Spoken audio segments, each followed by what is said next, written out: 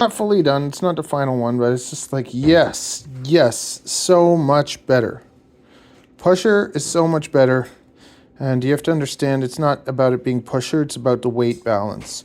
Think before, it was like this, right? Flying like this with a battery on top, it's way too top heavy.